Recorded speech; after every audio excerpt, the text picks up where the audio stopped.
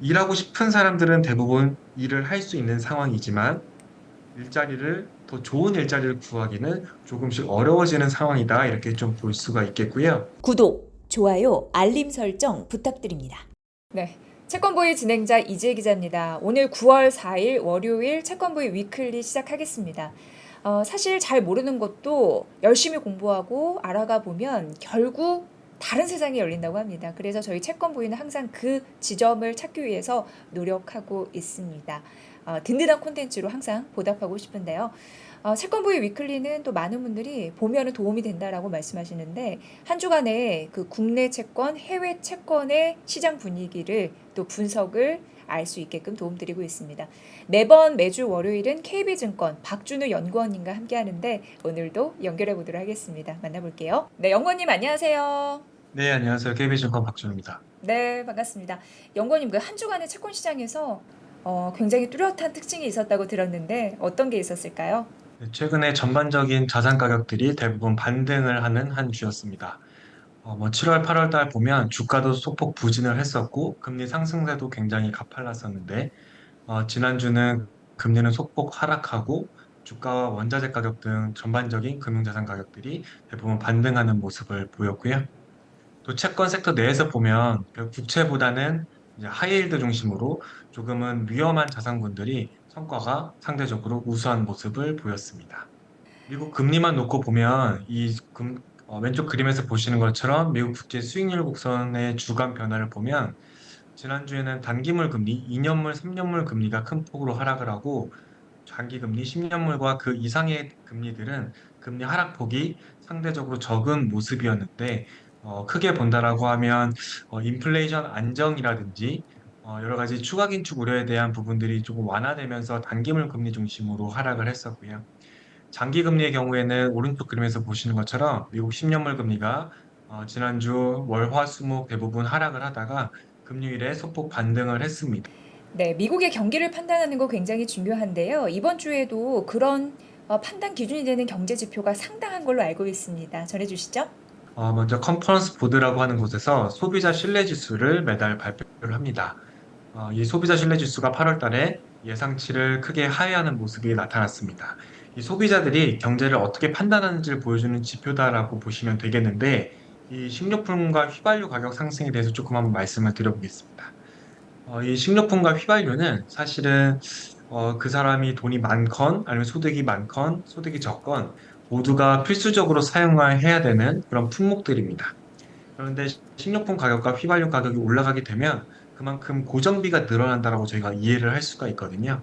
가게 입장에서는 써야 되는 돈이 점점 많다 보니까 필수적으로 써야 되는 돈이 점점 많아지다 보니까 그 외의 소비로는 조금 둔화될 수 있는 위험이 있는 거고 그런 것들을 반영을 해서 이 소비자들은 경기 평가를 조금은 전월 달보다 부정적으로 했다 이렇게 조금 해석을 해볼 수가 있겠습니다. 또 다른 측면에서도 이 미국 경제가 조금은 둔화되고 있다는 모습들이 관찰이 되고 있습니다. 수요일 날은 미국 GDP 성장률이 발표가 됐습니다. 이 GDP 성장률은 매 분기마다 총 3번 발표가 됩니다. 속보치, 잠정치, 확정치가 발표가 되고요. 이번 달은 2분기, 6월 달까지의 2분기 데이터가 잠정치로 이제 발표가 됐던 그런 주였습니다. 이 미국 2분기 GDP의 잠정치는 전기비 연율로 2.1%를 기록을 했는데 그 전달 7월 달에 발표된 속보치 대비해서 소폭 낮아지는 모습을 보였습니다. 속보치는 2.4% 정도였거든요. 물론 성장률만 놓고 보면 계속 2%대 실질 성장률을 기록을 하고 있기 때문에 미국 경제가 침체에 빠진다든지 아니면 침체가 임박했다든지 이런 신호들은 사실 전혀 없습니다. 다만 이제 예상했던 바 혹은 기대했던 바보다는 성장률이 조금은 낮아지는 모습이라고 이해를 할 수가 있고 그 원인 중에 하나를 살펴보면 이 민간 투자 기여도가 하향 조정이 됐습니다. 이 부분이 2분기에는 전월 달에 저희가 생각했던 것보다는 소폭 낮아지는 모습들이 확인이 됐습니다. 그래서 이러한 부분들이 최소한 수요일까지는 장기금리 하락 요인으로 작용을 했다라고 볼 수가 있겠습니다.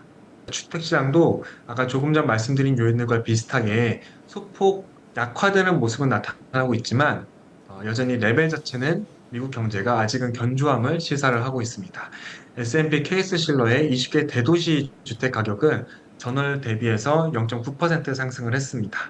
시장 예상보다 소폭 높았지만 전월보다는 상승률이 확실히 낮아지는 모습을 보이고 있습니다. 지금 5개월 연속으로 주택 가격이 오름세를 보이고 있는데 다만 최근에는 모기지 금리가 더 상승을 했고 이러한 영향들로 인해서 주택 가격 상승률이 이제 고점을 지났다라는 가능성이 제기가 되고 있습니다. 단순히 주택 가격을 좀 표시를 해봤습니다.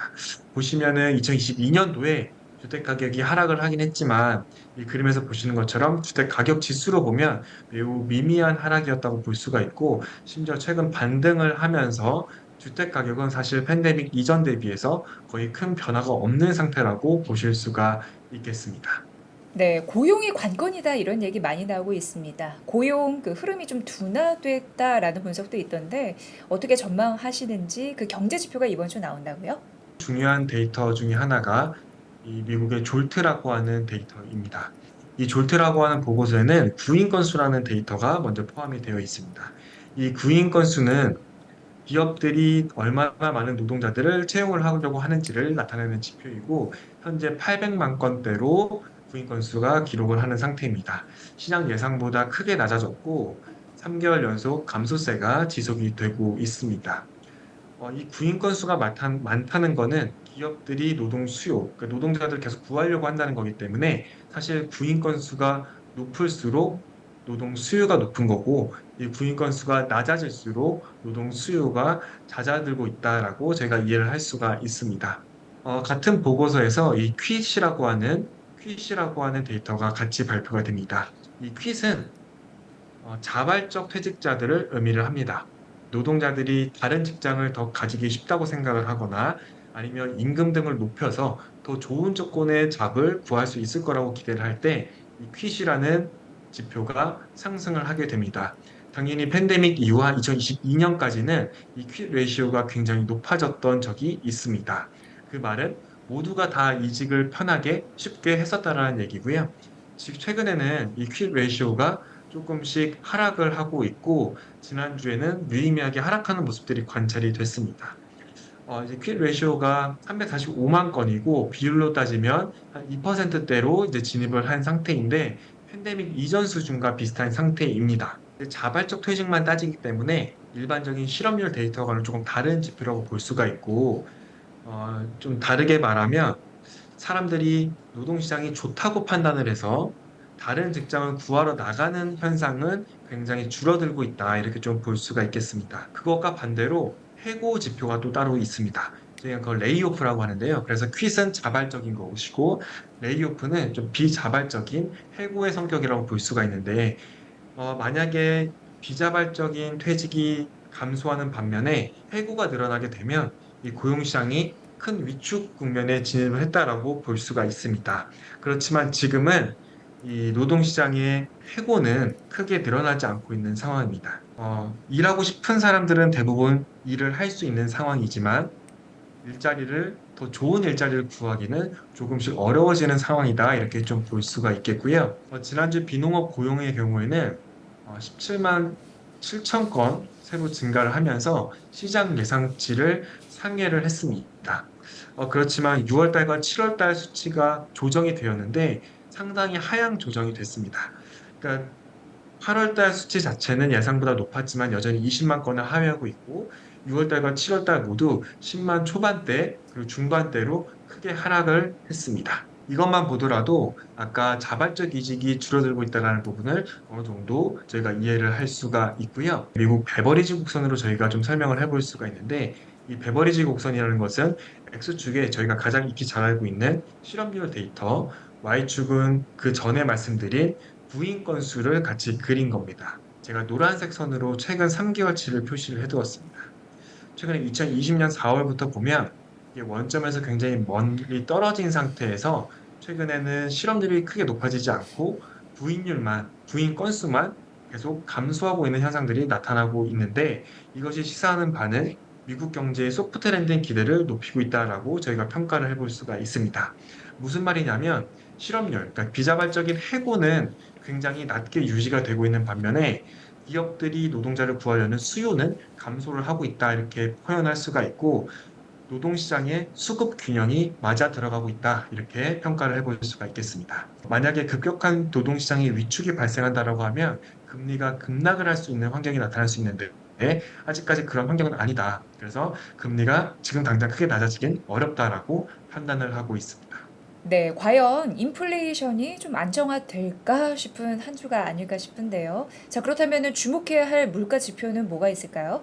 사실 인플레이션 자체는 6월 달부터 시장 예상대로 잘 낮아지고 있는 상황입니다. 지난주에 발표됐던 PC 인플레이션을 보더라도 전월비 기준으로 약 한 0.2% 정도를 기록을 하고 있습니다. 이 전월비 0.2%라는 수준은 월간으로 0.2%니까 이거를 연간으로 좀 늘려보면 한 2에서 3% 정도 연간 물가가 오르고 있다는 뜻이거든요. 연준의 인플레이션 목표가 2%이기 때문에 지금 전월비 기준으로 0.2%로 꾸준히 상승한다라고 하면 연준 입장에서는 인플레이션 목표치에 거의 도달했구나라고 생각을 할 수가 있을 겁니다. 근데 지난번 잭슨홀 회의에서 파월 의장이 말씀한 것처럼 연준은 지금 전반적인 인플레이션보다도 주거비를 제외한 서비스 인플레이션에 굉장히 집중을 하고 있는 상황입니다. 그런데 이 서비스 인플레이션은 결국 노동시장과 큰 관련이 있습니다. 서비스 인플레이션에서는 이 임금, 그러니까 노동자가 대부분 일을 만들어내기 때문에 노동자의 비용이 굉장히 중요하고 그것이 바로 임금입니다. 그래서 임금이 유의미하게 낮아지면 저희가 인플레이션이 지속적으로 낮아질 것이라고 판단을 할 수가 있고 반대로 임금 상승률이 잡히지 않으면 서비스 인플레이션이 잡히기는 쉽지 않겠구나라고 저희가 생각을 해볼 수 있을 텐데 아까 말씀드린 것처럼 고용 시장이 급격한 위축은 아니지만 어느 정도 균형을 찾아가고 있는 상황입니다. 이 시간당 임금 상승률이 최근에 소폭 둔화되는 모습들이 관찰이 되고 있습니다. 전월비 연율 기준으로 한 이미 2, 3%대에 진입을 했고요.